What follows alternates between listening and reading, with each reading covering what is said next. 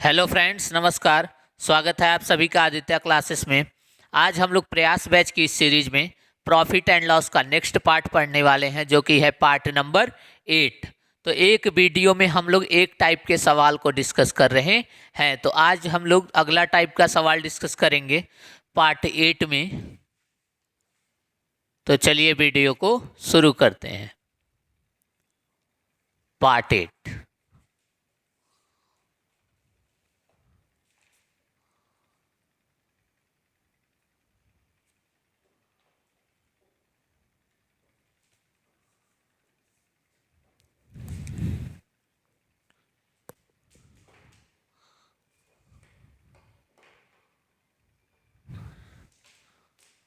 सवाल कह रहा है, एक दुकानदार कुछ वस्तु एक दुकानदार साथ के साथ लिखते रहिए, कुछ वस्तु 3 रुपए में 4 वस्तु के दर से खरीदता है। 3 रुपए में 4 वस्तु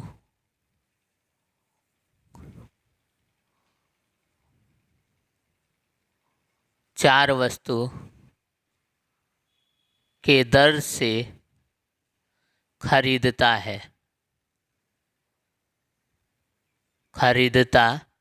है और वह कुछ और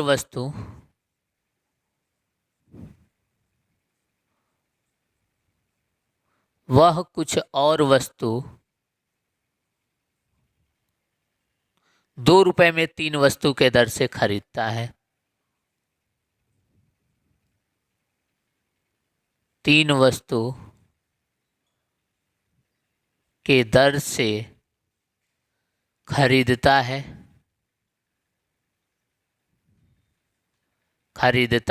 है।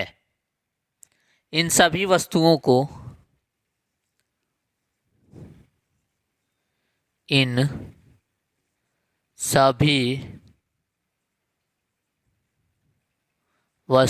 को 3 रुपए में 2 वस्तु के दर से बेच देता है। 3 रुपए में 2 वस्तु के दर से बेच देता है।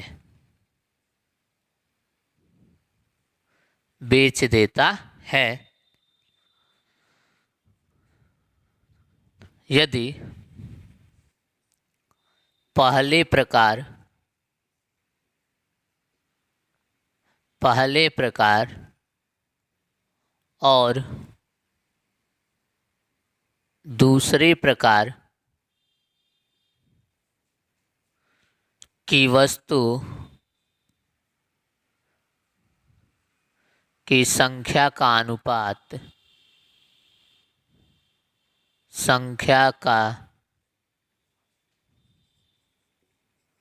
अनुपात 2:3 हो तो कुल लेन देन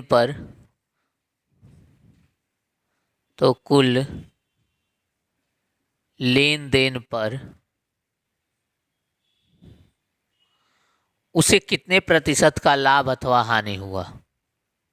उसे कितने प्रतिशत का लाभ अथवा हानि हुआ।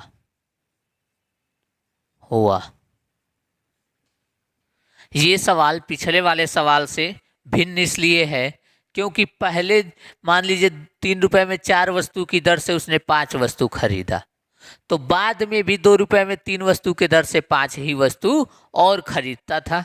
लेकिन इसमें कह रहा है कि इसमें पहले प्रकार के वस्तु की संख्या और दूसरे प्रकार के वस्तु की संख्या बराबर नहीं है, वो 2 और 3 के अनुपात में है। तो हमें कुछ नहीं करना है, हम फिर से वही करेंगे। यहाँ आर्टिकल लिखेंगे और यहाँ प्राइस लिखेंगे। तो 4 वस्तु 3 रुपए में, फिर उसके बाद 3 वस्तु 2 रुपए में और बेच दिया किस रेट से? 2 वस्तु 3 रुपए में के रेट से। 2 वस्तु 3 रुपए में के रेट से उसने क्या किया? बेच दिया। तो मैंने आपको बोला था ये सीपी है, ये भी सीपी है, और ये क्या है? एसपी है। मैंने आपको बोला था 4, 3 और 2 का क्या लेंगे? एलसीएम लेंगे, जो कि क्या हो जाएगा? 12, जो कि क्या होगा? 12। तो इसको भी क्या बनाएंगे? 12 बनाएंगे, इसको भी 12 बनाएंगे। ठीक है, पहले इन दोनों को 12 12 बनाएंगे। तो 12 बनाने के लिए 3 से मल्टीप्लाई करना पड़ेगा, तो 3 से यहाँ भी मल्टीप्लाई करना पड़ेगा। 3 से मल्टीप्लाई किया, 9 बन गया। 12 बनाने के लिए 4 से मल्टीप्लाई करना पड़ेगा, तो 4 से यहाँ भी मल्टीप्लाई किया तो क्या बन गया? 8 बन गया।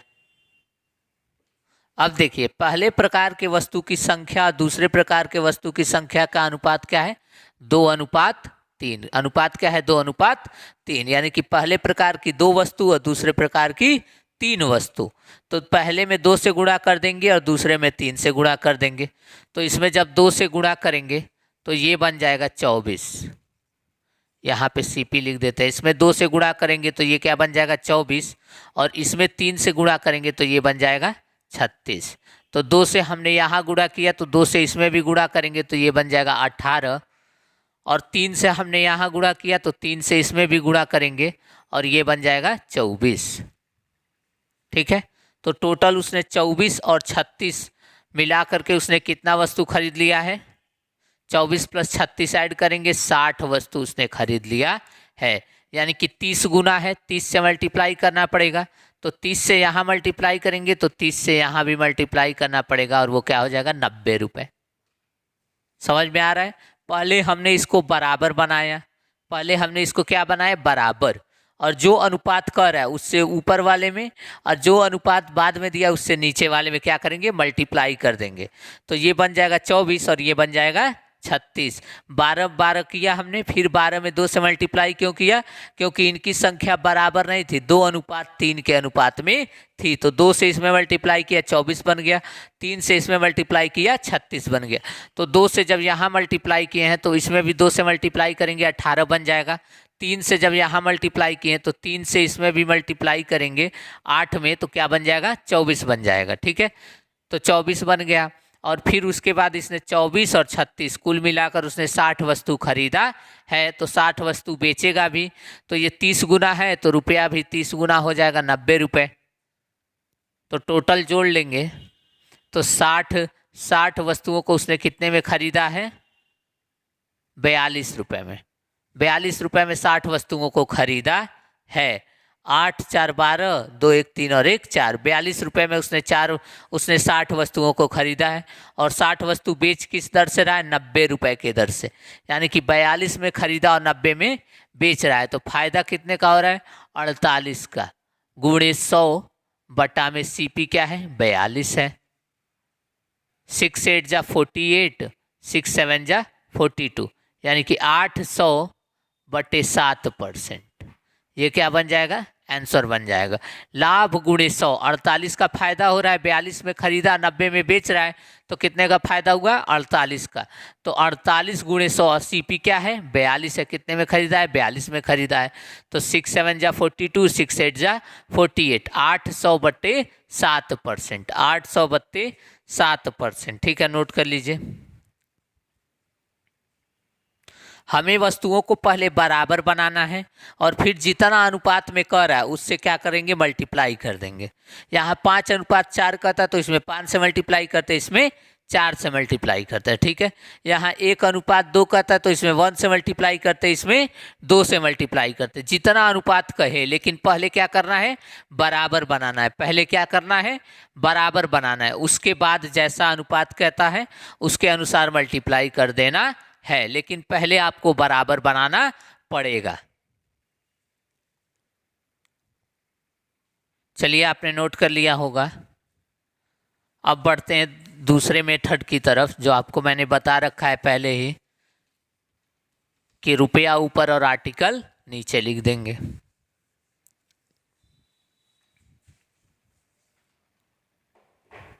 यहां लिखेंगे सीपी और यहां लिखेंगे एसपी। 3 रुपये में 4 वस्तु प्लस 2 रुपए में 3 वस्तु, तो दोनों की संख्या बराबर है? नहीं, बराबर नहीं है। ये 2 के अनुपात में खरीदा गया और ये 3 के अनुपात में खरीदा गया, तो इसमें 2 से मल्टीप्लाई कर देंगे और इसमें 3 से मल्टीप्लाई कर देंगे, तो टोटल ये 2 वस्तु का दाम हो गया, ये 3 वस्तु का दाम हो गया। तो कुल कितना वस्तु उसने खरीद लिया? 5 वस्तु। 2 और 3 जोड़ लीजिए, 5 वस्तु खरीद लिया है। तो 5 वस्तु बेचेगा भी, और बेच किस दर से रहा है? 3 रुपए में 2 वस्तु के दर से। तो ये 1 वस्तु का दाम है, 5 से मल्टीप्लाई करेंगे 5 वस्तु का दाम आ जाएगा। 5 से मल्टीप्लाई करेंगे 5 वस्तु का दाम आ जाएगा। ठीक है, तो ये हो जाएगा 3, ये 2 से ये 2 बार में कट गया, तो 3/2 प्लस ये 3 से 3 कट गया प्लस 2 इज टू 15/2। 15/2 इसको और सॉल्व करेंगे तो 3 प्लस 4/2 इज टू 15/2। 2 से 2 कट गया, 4 और 3 7 अनुपात क्या आया? 15 आया। 7 अनुपात क्या आया? 15 आया, यानी कि 7 सीपी है और एसपी कितना है? 15 है। तो कितने का फायदा हुआ? 8 का फायदा हुआ। 8 का क्या हुआ? फायदा हुआ। तो यहाँ पे लाभ प्रतिशत निकाल देंगे, 8 गुणे 100 बट्टा में सीपी कितना है? सीपी है 7। सीपी कितना है? सीपी है 7, तो डिवाइड कर देंगे 7 से, तो 800/7%। क्या आ जाएगा? उत्तर आ जाएगा। नोट कर लीजिए। हमने क्या किया, जो रेशियो बोलेगा उससे पहले वाले मल्टीप्लाई करेंगे और दूसरे वाले में मल्टीप्लाई करेंगे, और इन दोनों रेशियो को जोड़ करके एसपी में मल्टीप्लाई करेंगे। ठीक है, तो 2 वस्तु इस दर से खरीदा, 3 वस्तु इस दर से खरीदा, तो कितना वस्तु हो गया? 5 वस्तु। तो बेचेगा भी कितना? 5 वस्तु बेचेगा, तो ये 1 वस्तु का दाम है, 5 से मल्टीप्लाई करेंगे तो ये 5 वस्तु का सेलिंग प्राइस आ जाएगा, 5 वस्तुओं का विक्रय मूल्य आ जाएगा। फिर यहाँ से इसको काटेंगे, 2 बार में कट गया 3/2, ये 3 से 3 साफ कट गया, यहाँ बचा 2, और इसको 3 और 5 को मल्टीप्लाई किए 15/2। फिर इसको यहाँ नीचे 1 एलसीएम लेके 2 लिखा, और ये 2 जा 4 हुआ, तो 3 + 4/2 इज टू 15/2। तो 3 और 2 से 2 कट गया, 3 और 4 होता है 7 और 15, 7:15, यानी कि 7 का सामान 8/15 में बेचा है, यानी कि 8 यूनिट का क्या हुआ है? फायदा हुआ है। तो फायदा गुणे 100 बटा में सीपी, तो सीपी 7 है इसीलिए 7 लिखा गया है, तो 800/7% उत्तर आ गया है।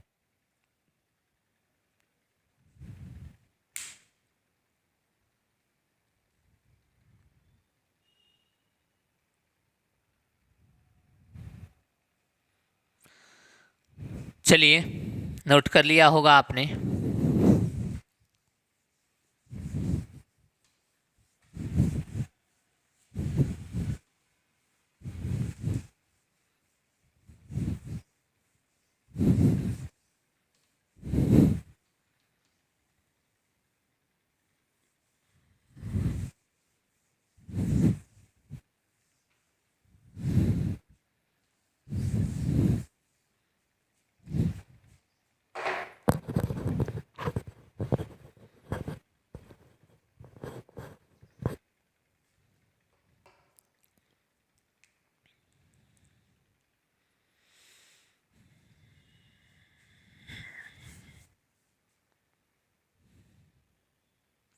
लिखिए दूसरा सवाल।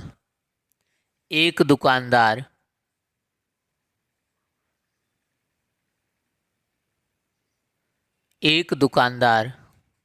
कुछ वस्तु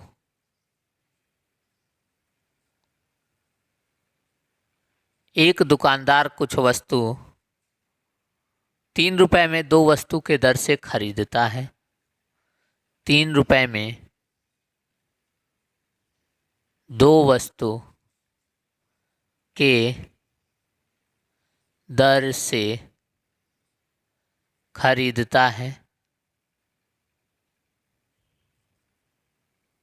के दर से खरीदता है।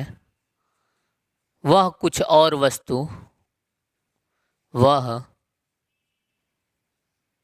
कुछ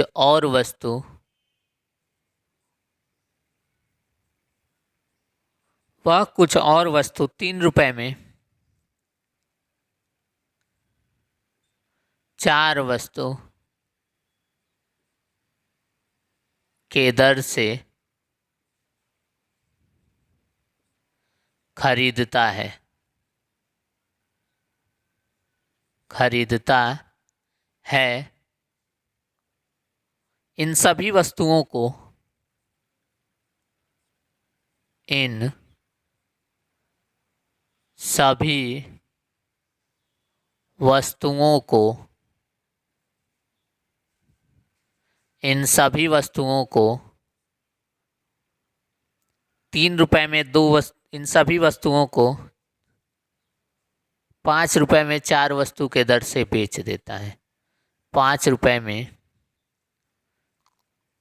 4 वस्तु की दर से बेच देता है, बेच देता है। यदि यदि पहले प्रकार यदि पहले प्रकार के वस्तु की संख्या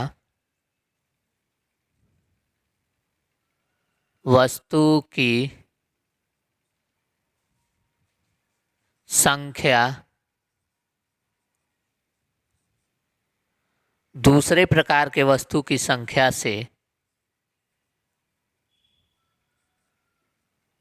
दूसरे प्रकार की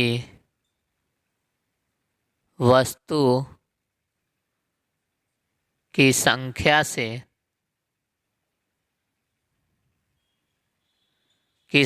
से 50% अधिक है, 50% अधिक हो तो लाभ अथवा हानि प्रतिशत ज्ञात करें। तो लाभ अथवा हानि प्रतिशत ज्ञात करें, ज्ञात करें। कह रहा है कि इस बार भी उसने बराबर वस्तु नहीं खरीदा है।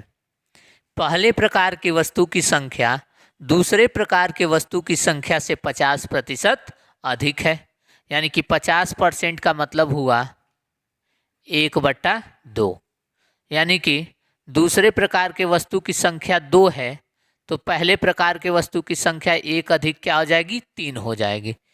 यानी कि दूसरे प्रकार की वस्तु की संख्या 2 है तो पहले प्रकार के वस्तु की संख्या 2 में 1 अधिक यानी कि 3 हो जाएगी। तो अनुपात क्या दिया हुआ है, 3:2, 3:2। तो हम क्या करेंगे, पहले बराबर बनाएंगे और बराबर बनाने के बाद एक में 3 से मल्टीप्लाई कर देंगे और दूसरे में 2 से मल्टीप्लाई कर देंगे। तो यहाँ लिखेंगे आर्टिकल और यहाँ लिखेंगे प्राइज, सीपी, ठीक है। क्या कह रहा है, 2 वस्तु 3 रुपए में। फिर कह रहा है खरीद रहा है 4 वस्तु 3 रुपए में खरीदा। और बेच किस रेट से रहा है, बेच रहा है वो 4 वस्तु 5 रुपए में के रेट से। ठीक, तो 2, 4 और 4 का क्या लेंगे, एलसीएम ले लेंगे, जो कि कितना होगा, 4 ही होगा। तो इसको 4 बनाएंगे तो 2 से मल्टीप्लाई करना पड़ेगा। तो 2 से यहाँ मल्टीप्लाई किया, 2 से यहाँ भी मल्टीप्लाई करना पड़ेगा। ये पहले से ही 4 है तो इसमें कुछ मल्टीप्लाई करना नहीं है, तो ये भी कितना हो जाएगा, 1 से मल्टीप्लाई होकर के 3 बन जाएगा। और इन दोनों को किस अनुपात में लेना है, 3:2। यहाँ 8 नहीं लिखना है अभी इसको 3:2 के अनुपात में बनाना है। तो इसमें 3 से मल्टीप्लाई कर देंगे तो ये 12 हो जाएगा। तो 3 से यहाँ मल्टीप्लाई किया तो 3 से यहाँ भी मल्टीप्लाई कर देंगे तो ये 18 हो जाएगा, 6×3 18। इसमें 2 से मल्टीप्लाई करेंगे, ये 8 बन जाएगा। तो 2 से यहाँ मल्टीप्लाई किया तो 2 से यहाँ भी मल्टीप्लाई कर देंगे, ये क्या बन जाएगा, 6 रुपये बन जाएगा। ये 18 रुपये और ये 6 रुपये। तो टोटल 12 वस्तु इस दर से खरीदा और 8 वस्तु दूसरे दर से खरीदा। इसका मतलब उसने कितना वस्तु खरीद लिया, 20 वस्तु। तो इसको क्या बनाएंगे, 20 बनाएंगे। तो कितने से मल्टीप्लाई करना पड़ेगा, 5 से। तो 5 से यहाँ मल्टीप्लाई किया तो 5 से यहाँ भी मल्टीप्लाई करेंगे, 25 बन जाएगा। यानी कि उसने टोटल 20 वस्तु खरीदा है। कितने रुपए में? 18 रुपये और 6 रुपये। 18 और 6 24 रुपये में। 20 वस्तु कितने में खरीदा है? 24 रुपये में। और 20 वस्तु बेच किस रेट से रहा है? 25 रुपये में। 20 वस्तु खरीदा है 24 रुपये में और बेच रहा है 20 वस्तु को 25 रुपये में, यानी कि 1 रुपये का फायदा हुआ। तो 1 रुपये का फायदा गुणे 100 बट्टा में CP। 100 ये 50 हो जाएगा और ये क्या हो जाएगा? ये 12 हो जाएगा। फिर काटेंगे तो ये क्या हो जाएगा? 6 हो जाएगा और ये 25 हो जाएगा, यानी कि 25/6% का लाभ हुआ। ठीक है, नोट कर लीजिए। हमने क्या किया? पहले वस्तुओं की संख्या को बराबर किया, फिर जिस अनुपात में कहा 3:2 के, तो 3 से यहाँ मल्टीप्लाई किया और 2 को 2 से यहाँ मल्टीप्लाई किया। फिर कुल वस्तु को जोड़ लिया तो 20 आया। तो 20 वस्तु खरीदा है तो 20 वस्तु बेचेगा भी, तो इसको 20 बनाने के लिए 5 से मल्टीप्लाई किया। तो 5 से यहाँ मल्टीप्लाई करेंगे तो 5 से वहाँ भी मल्टीप्लाई हो जाएगा। तो 5 से 5 की मल्टीप्लाई करेंगे, क्या बन जाएगा? 25 बन जाएगा। तो टोटल 20 वस्तु उसने कितने रुपए में खरीदा? 18 + 6 24 रुपए में। और 20 वस्तु बेच कितने रुपए में रहा है? 25 रुपए में। तो 1 रुपये का फायदा हो रहा है, तो फायदा गुणे 100 बट्टा में CP कितना है? 24 है। तो इसको सॉल्व करेंगे तो 25/6% उत्तर आ जाएगा। नोट कर लीजिए। चलिए, आपने नोट कर लिया होगा। अब दूसरा तरीका देखते हैं।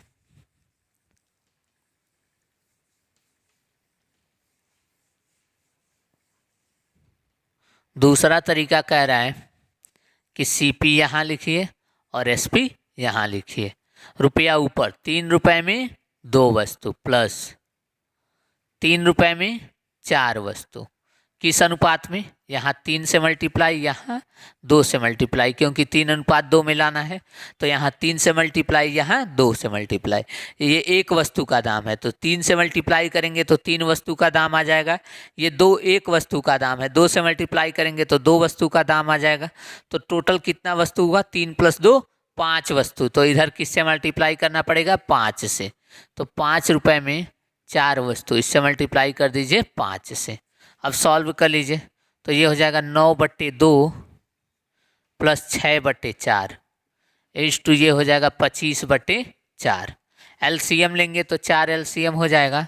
फिर ये 2 18 हो जाएगा। 18 + 6 = 25/4। 4 से 4 कट गया। 18 और 6 कितना हो गया? 24 = 25, यानी कितने का फायदा हुआ? 1 का फायदा हुआ। तो 1 का फायदा, तो फायदा गुणे 100 बटा में CP क्या है? 25 है। ये 4 से काटेंगे तो 6 बार में, 4 से काटेंगे 25 बार में, यानी कि 25/6% उत्तर आ गया। नोट कर लीजिए।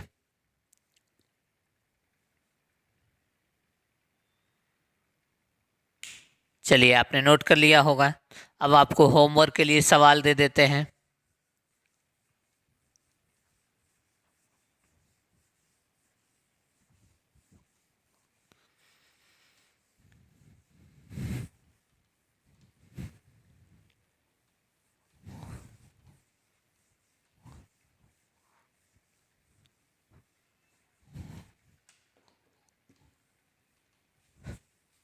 चलिए देखें, सवाल कह रहा है कि एक दुकानदार 2 रुपये में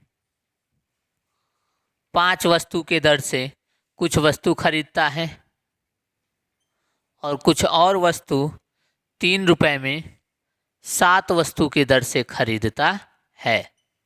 और वो उन सभी वस्तुओं का, ये CP हो गया, और वह उन सभी वस्तुओं को 6 रुपये में 5 वस्तु के दर से बेच देता है। 6 रुपये में 5 वस्तु के दर से बेच देता है। और अनुपात कितना है? संख्या का अनुपात है 3:2। तो आपको लाभ अथवा हानि प्रतिशत ज्ञात करना है, ज्ञात कर लीजिएगा और इसका उत्तर कमेंट बॉक्स में दीजिएगा। लाभ अथवा हानि प्रतिशत ज्ञात करना है। पहले प्रकार के वस्तु की संख्या और दूसरे प्रकार के वस्तु की संख्या का अनुपात क्या है? 3:2 है। ठीक है, किस दर से खरीदा है? 2 रुपये में 5 वस्तु के दर से, और कुछ और वस्तु 3 रुपये में 7 वस्तु के दर से, और बेच रहा है सभी वस्तुओं को 6 रुपये में 5 वस्तु के दर से। तो लाभ अथवा हानि प्रतिशत ज्ञात करिए। पहले प्रकार के वस्तु की संख्या और दूसरे प्रकार के वस्तु की संख्या का अनुपात क्या है? 3:2 है। ठीक है, तो नोट कर लीजिए। चलिए, तो मिलते हैं नेक्स्ट पार्ट में अगले टाइप के सवालों के साथ। Thanks for watching.